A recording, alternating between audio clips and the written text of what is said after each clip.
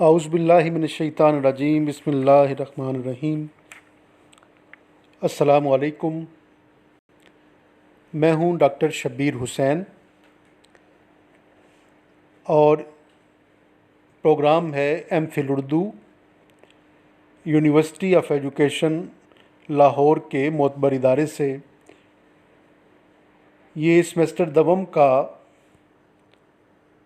Course تحقیقی مقالہ نگاری اور اصول تدوین کا لیکچر ہے جو ایم فل اردو میں یونیورسٹی آف ایجوکیشن کی طرف سے پڑھایا جاتا ہے۔ اس کا کوڈ اردو 5114 ہے۔ اس کورس کو طلباء کی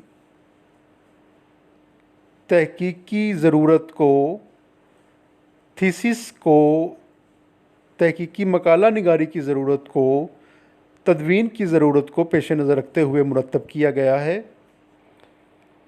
آج کل جب ایک عالمی وبا نے پوری دنیا کو اپنی لپیٹ میں لے رکھا ہے اور ہر شعبہ زندگی اس سے بری طرح متاثر ہو رہا ہے اور نقصان سے دوچار ہے، وہاں یونیورسٹی آف ایجوکیشن نے اپنے طالب علموں کو تعلیمی نقصان سے بچانے کے لیے اس پروگرام کو آن لائن کلاسز کے سلسلے میں جاری رکھا ہوا ہے۔ تو عزیز طلباء، آج اس کا لیکچر نمبر 32 ہے۔ ہم تدوین کے مدارج کو اور ان شعبوں کو دیکھ رہے ہیں جنہیں ہم نے 6 حصوں میں تقسیم کیا تھا، تدوین کرتے ہوئے جن کی ضرورت پڑتی ہے۔ گزشتہ لیکچر میں ہم نے تدوین متن کے مدارج اور شعبے کیا ہوتے ہیں ان پر بات کی تھی۔ تدوین کی اہمیت، ایک مدون کس طرح سے ایک آزاد اسکالر ہوتا ہے اور اس کی صلاحیت اور اعتماد کا کتنا عمل دخل ہے ایک متن کی صحت مند تدوین کے سلسلے میں، ان مراحل کو دیکھا تھا جو فراہمی متن سے لے کر توضیح متن تک 6 حصوں میں منقسم ہیں۔ ہم نے دیکھا کہ پہلے 4 حصے بہت اہم ہیں، جن میں سے 2 حصوں کا ذکر ہم نے گزشتہ باب میں ڈاکٹر انصار اللہ نظر صاحب کے مضمون کے اقتباس کے حوالے سے کیا۔ فراہمی متن اور پھر ترتیب متن، ہم نے ان دونوں کو سامنے رکھتے ہوئے اپنے لیکچر کو آپ تک پہنچایا۔ آج کا موضوع بھی گزشتہ سے پیوستہ ہے۔ آج ہم ترتیب متن کے بعد تصحیح متن کی طرف چلتے ہیں۔ عام رواج یہ ہے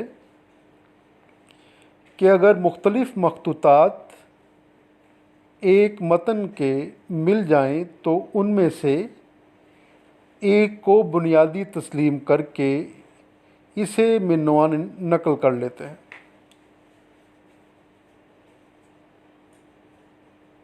اور پھر دوسرے سے مقابلہ کر کے اختلافات کی حاشیے پر نشاندہی کر دی جاتی ہے۔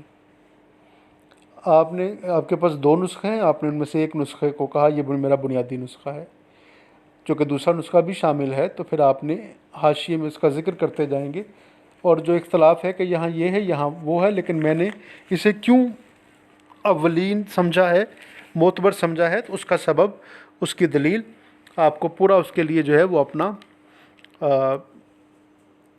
دلائل کا ایک منطقی نظام قائم کرنا ہوتا ہے۔ آپ اس پر بات کریں گے۔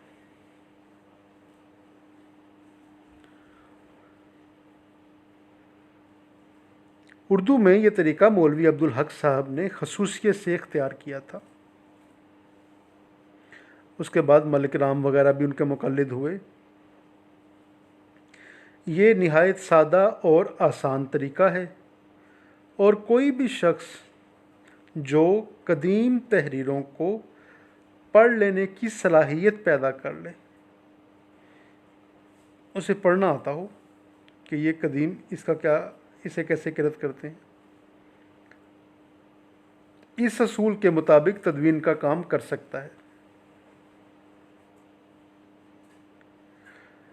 دوسرا طریقہ وہ ہے جسے بیسٹ ٹیکسٹ میتھڈ کہتے ہیں، یعنی انتخاب متن کا اصول، بہترین متن کا اصول۔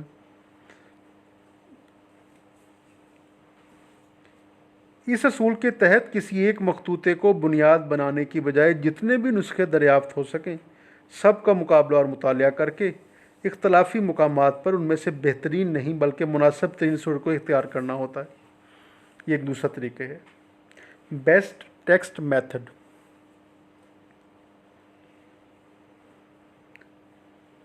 مناسب ترین سے متن کی وہ صورت مراد ہے کہ تصنیف کے زمانے میں مصنف نے اپنے مخصوص حالات اور علمیت کے مطابق جس صورت میں اسے وجود بخشا ہو۔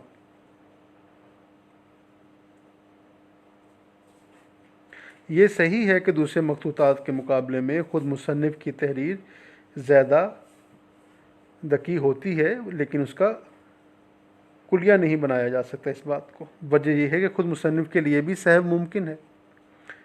بہرنو ہمیں اس مقصد کے لیے ماخذ کی تحقیق کرنی ہوگی، اور یہ بجائے خود ایک فن ہے جس کی تفصیل کسی اور جگہ پر تفصیل سے درج ہے۔ یہاں محض اتنا کہ تجربے میں یہ بات آئی ہے کہ کبھی بھی ثانوی بلکہ ضمنی ماخذ بھی اولین ماخذ کے مقابلے میں زیادہ مفید ثابت ہوتے ہیں۔ یہ جیسے انگریزی میں کہا جاتا ہے کہ the youngs know the rules, the old know the exemptions.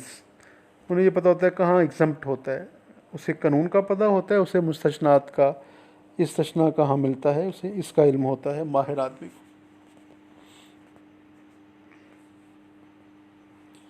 اس لیے مدون کے لیے یہ بات مناسب نہیں کہ وہ کسی بھی ماخذ سے سرسری گزر جائے، اسے ہر ماخذ کو دیکھنا ہوتا ہے۔ لازم ہے کہ وہ اپنے وسائل کی حد تک کم و بیش سبھی ماخذ سے استفادہ کرے۔ اختلاف نسخ کی صورت میں اخذ و ترک کا عمل، کیا میں نے اخذ کیا اور کیا میں نے اس سے نکال دیا، مدون کے تنقیدی شعور اور اس کی فہم و فراست پر منحصر ہے۔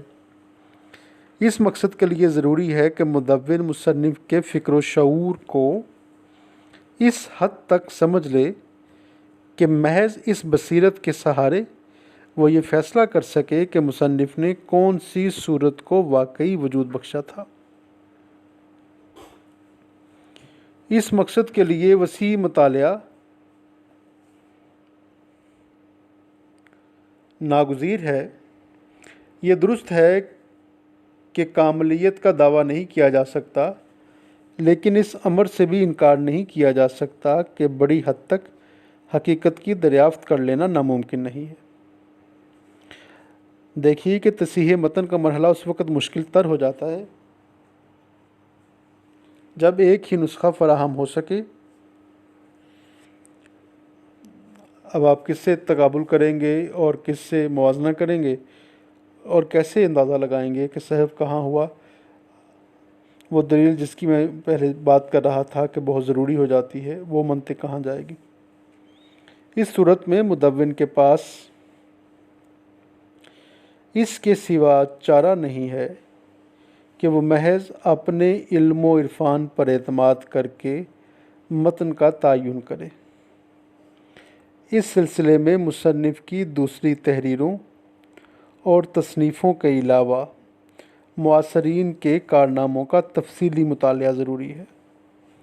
کبھی کبھی غیر متعلق تحریروں کا مطالعہ بھی مفید ہو سکتا ہے، غیر متعلق لگتی ہیں، ہوتی نہیں۔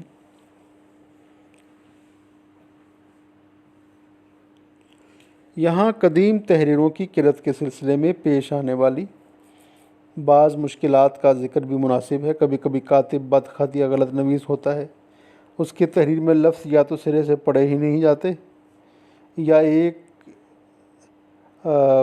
या अगर उनका पढ़ना मुमकिन हो तो मफ़हूम और महल इस्तेमाल समझ में नहीं आता, ये क्यों भाई हुआ। कभी कभी वो सहवन एक या ज़ायद लफ्ज़ या फ़िक्रे छोड़ जाता है और ये हज़फ इबारत को मुश्किल बल्कि बाज़ औक़ात नाकाबिल फ़हम बना देता है। जैसे वो कहते हैं कि वो आ, जब आज़ाद कातिब को लिखा करते थे, कुछ चीज़ भेजते थे तो साथ ये भी लिख भेजते थे, नोट भी, कि भैया मैंने जैसे जो लिखा है इसे ऐसे ही लिख दें, अगर आपको कहीं कोई गलती दिखाई दे तो उसे गलत ही रहने दिया जाए, दुरुस्त मत कीजिएगा। मतलब ये कि वो दुरुस्त करते हुए बाज़ दफ़ा ही समझता है एक कातिब जो बहुत अरसे से काम कर रहा, उसे लगता है कि मेरा काम मुझे अब मुसन्निफ़ से ज़्यादा समझ है, या उसकी मंशा का भी मुझे अंदाज़ा है, या ज़ुबान का, या यहाँ कौन सा महल होता है वगैरह वगैरह। अगर कोई लफ्ज़ या फ़िक्रा किताब में सहवन छूट गया हो और मुदव्वन यकीनी तौर पर सहव को महसूस कर ले तो ऐसे मौके पर कोसैन बना देना मुनासिब है। इस तरह ये लिख देते हैं, पता नहीं समझ नहीं क्या था। अगर मुदव्वन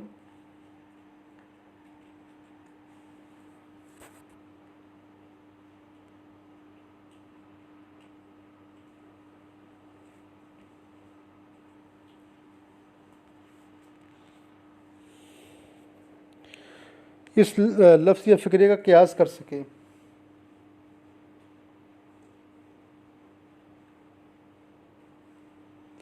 तो बेहतर है कि वो उसका क़यास करे। तीसरी सूरत वो ये है कि कोई तहरीर तो मौजूद हो लेकिन वाज़िया ना हो और ये मुतय्यन करना मुमकिन ना हो कि फ़िल वाक़या वो क्या तहरीर है। ऐसे मौके पर वही सूरत इख्तियार करना होगी जो किसी लफ्ज़ के हज़फ होने की सूरत में मुनासिब है। फ़र्क सिर्फ ये है कि लफ्ज़ या फ़िक्रे के गैर वाज़िया होने की सूरत में हाशिया पर बाइना ही वही सूरत बना दी जाए जो मखतूते में मालूम होती है। इसका फ़ायदा ये होगा कि आइंदा काम करने वाले इस सूरत से असल लफ्ज़ तक पहुँचने की कोशिश कर सकते हैं और इसका इम्कान है कि शायद कोई शख्स इस मुबहम तहरीर को भी पढ़ने में कामयाब हो जाए। तो ये बईदस कयास नहीं है।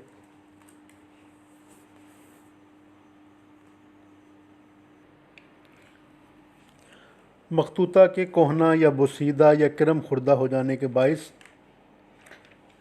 कभी कभी बाज़ लफ्ज़ ज़ाया हो जाते हैं।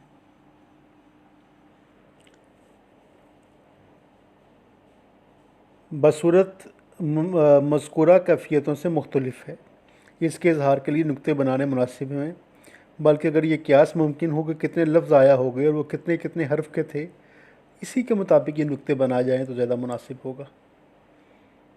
जैसे मिसाल दी हुई है, मुदव्विन के सामने एक और सूरत भी पेश आ सकती है, वो ये कि किसी लफ्ज़ के लिए ऐसा इमला या तलफ़ुज़ तहरीर में लाया गया हो जो रिवाज के ख़िलाफ़ हो या जिसको किसी दूसरे सबब से मुदव्विन ख़ुसूसियत के साथ नुमायाँ करना चाहता हो। ऐसे मौके पर इस लफ्ज़ या फ़िक्रे के बाद कोसैन में लफ्ज़ कज़ा लिखना चाहिए। मिसाल के तौर पर मिर्ज़ा गालिब अपनी तहरीरों में बिल्कुल माँ एक अल्फ़ ज़्यादा लिखते थे। इसका इजहार इस तरह किया जाएगा, बिल्कुल आगे लिख दिया जाए कि मुझे ऐसा ही मिला। इस लफ्ज़ कज़ा को कोसैन में लिखने का सबब ये है कि इस मतन के दूसरे अल्फाज में मुमय्यज़ किया जा सके और कारी इसको मतन का जुज़व न समझे, बस ऐसा लिखा था वैसा लिख दिया। ये कोई हरगिज़ नई अलामतें नहीं हैं, इनका मुरत्तबीन को आम तौर पर इस्तेमाल करते हैं, उसका पता होता है। जी अगली चीज़ है तहकीक मतन। जो चौथी चीज़ है, हमने शुरू में ज़िक्र किया कि 4 बुनियादी और अहम चीज़ें हैं। मतन की इस तौर पर तरतीब व तसीह के बाद ये देखना ज़रूरी है कि इसमें कितना हिस्सा वाकई असली है और कितना हिस्सा इल्हाकी है। इल्हाकी और असली तहकीक मतन में इल्हाकी हिस्सा 2 किस्म का होता है। एक वो जो असल मुसन्नफ़ की तसनीफ़ ही ना हो, उसके नाम लगा दी जाए। दवम वो जो अगरचे उसी मुसन्निफ़ के ख़याल व ज़हन की तख्लीक हो लेकिन उस ज़माने या साल के बाद वजूद में आया हो। पहली सूरत में इल्हाकी अज्ज़ा का पता लगा लेना अगरचे मुश्किल है लेकिन अमूमन दूसरी सूरत के मुकाबले में आसान होता है। बहरहाल ये एक तहकीकी अमल है اور اس کے لیے کوئی بھی کلیہ وضع نہیں کیا جا سکتا۔ ظاہر ہے کہ مختلف ماخذ اور شہادتوں کی مدد سے ہی کسی نتیجے پر پہنچنے کی کوشش کی جا سکتی ہے۔ کبھی کبھی زبان و بیان اور فکر و خیال کے مختلف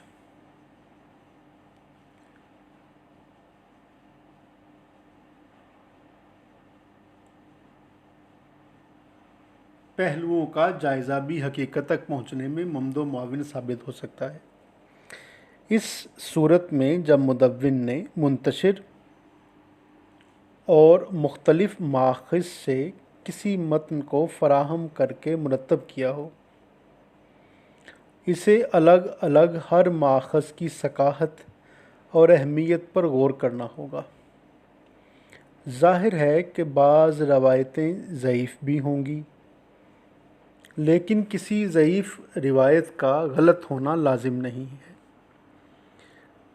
چنانچہ محض اس بنا پر ان ماخذ کو غیر معتبر نہیں قرار دیا جا سکتا۔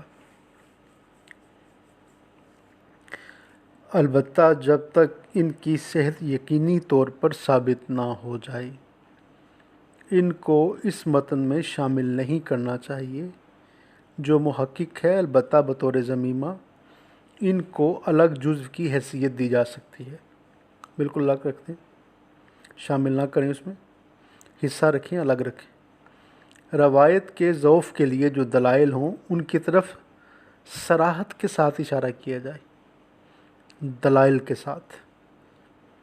وہ حصص بھی جو یقینی طور پر الحاقی اور غیر معتبر ثابت ہو جائیں، ایک دوسرے ضمیمے کی صورت میں جمع کر دیے جانے چاہیے کہ یہ الحاقی تھے، یہ جو ہے وہ ریلائیبل نہیں تھے، کریڈیبل نہیں تھے، ان بنیادوں پر نہیں تھے، آپ انہیں کر لیجیے۔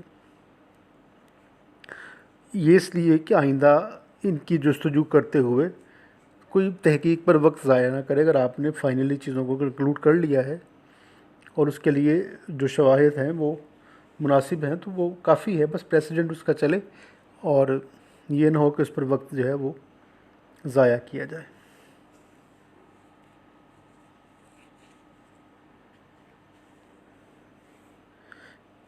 کسی غلطی کے دہرائے جانے کے امکانات کو ایک حد تک ختم کر دینا بجائے خود ایک مفید اور قابل قدر کام ہے کہ آپ جو ہے برائی کا راستہ ہی، زیاں کا راستہ ہی بند کر دیتے ہیں۔ کسی انتخاب کی تدوین مقصود ہو، انتخاب ہے، یا کسی خاص جزو یا حد تک کام کو محدود رکھنا ہو کہ صرف میں ان کی غزلیات کو شامل کرنا چاہتا ہوں یا نظموں کو، یا ان غزلیات نظموں کو، تو الگ بات ہے، ورنہ یہ بھی مدون کی ذمہ داری ہے کہ وہ زیادہ سے زیادہ متن اور اس سے متعلق زیادہ سے زیادہ معاملات، امور و مسائل دریافت کر کے پیش کر دے۔ پہلے سے پابندی نہ لگائی اس نے، اسے ڈی لیمیٹائز نہ کیا تو کر سکتا ہے۔ اس سلسلے میں کوئی پیشگی رائے قائم کر لینا اصولاً غلط ہے۔ تمام مواد فراہم کر دینا بنیادی کام ہے۔ تحقیق کے بعد کوئی جزو معتبر ثابت ہو یا نامعتبر، اس سے مدون کی ذات کا ہرگز کوئی تعلق نہیں ہونا چاہیے۔ اس کا منصب تو یہ ہے کہ وہ حقیقت کو حقیقت کی صورت میں پیش کر دے۔ اگر وہ اس مقصد میں کامیاب ہے تو وہ کامیاب ہے۔ اس موقع پر یہ بات بغیر کسی ابہام یا شک و شبہ کے ذہن میں ہونی چاہیے کہ اگر تحقیق کے بعد پورے کا پورا متن الحاقی یا جعلی ثابت ہو جائے تو اس سے بھی مدون کو ہرگز دل شکستہ نہیں ہونا چاہیے۔ وہ اس صورت میں اپنے مقصد میں کامیاب ہے۔ اس کا مقصد یہ تو ہرگز نہیں ہو سکتا کہ خام خواہ کسی متن کو کسی غلط یا صحیح روایت کے مطابق ثابت کر ہی دے۔ تو یوں جناب،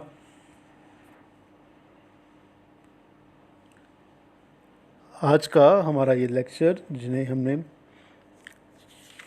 تدوین کے اصولوں کو دیکھنے کے لیے رکھا ہوا ہے، ہم نے اس میں متن کی فراہمی، ترتیب متن، تصحیح متن اور تحقیقی متن، یہ 4 مراحل جو ہیں ان کا ذکر مکمل ہوا اس لیکچر کے ساتھ۔ اگلے لیکچر میں ہم توضیح متن اور مقدمہ کیسے لکھتے ہیں، تنقید متن کیسے کرتے ہیں، اس پر بات کریں گے۔ اللہ آپ کا حامی و ناصر ہو۔ اللہ نگہبان۔